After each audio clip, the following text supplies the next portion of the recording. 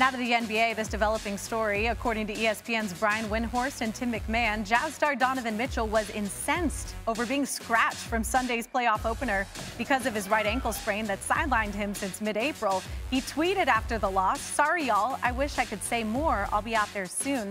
But he is available to play in Game 2 against Memphis on Wednesday, and he spoke today after a workout. The biggest thing for us is moving forward. Like, we lost Game 1.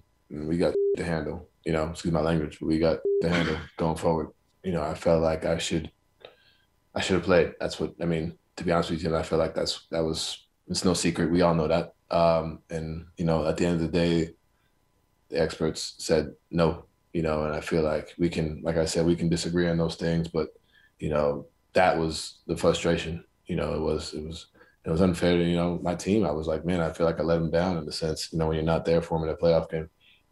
That probably hurts me more than anything else. It eats me. I barely slept because you think about that stuff. I spoke to my guys. We all spoke. We're good. We're past it, and that's it.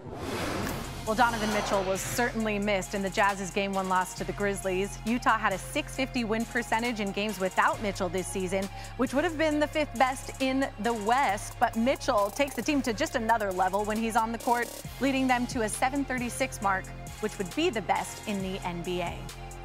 Brian Windhorst joining us now after breaking this story. Brian, the Jazz didn't clear Mitchell to play on Sunday. He's now been given the green light to play in Game 2 on Wednesday.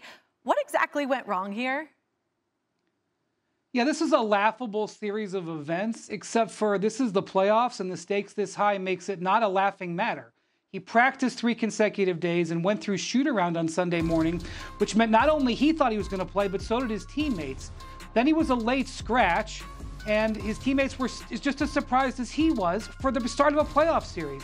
They drop a game to the number 8 seed, and less than 24 hours later, he's cleared. He even went out last night and had a warm-up session before the game, I think sending the message he was ready to play, and it wasn't on him. He didn't want to be letting his team down. So going forward, 2 things matter. One is his health, and he can play in Game 2 and get the Jazz back into this series. 2, at the bedrock of this, is that in the middle of this rehab, I am told, he was frustrated with how his recovery was going, and he brought in his own training staff that he worked with outside of the Jazz training staff. And when they got down to the final decision yesterday, his training staff and the Jazz training staff were on opposite sides of the issue of whether he should play. So that is something beyond this series into the future to keep an eye on. Wow, interesting stuff there. Okay, so we look forward to seeing him on the court on Wednesday. But as for tonight, it's Game 2 of the 3-6 matchups, including the Bucks with a 1-0 series lead over the Heat. So, Brian, what are you keeping an eye on in that game in Milwaukee?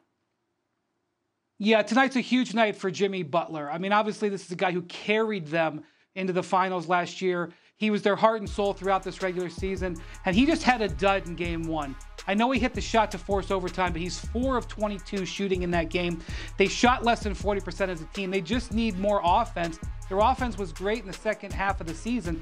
They've just got to have more from Jimmy, and he's going to have to deliver it tonight. If he plays well and the Heat win, and they go back home 1-1, they're going to feel great about their position in this series. If they go back 0-2, it's going to be the Bucks who are going to feel emboldened. And as we saw in the bubble, when things are working for Jimmy Butler, the rest of the team, things collectively start working together. Thanks for watching ESPN on YouTube. For live streaming, sports, and premium content, subscribe to ESPN+.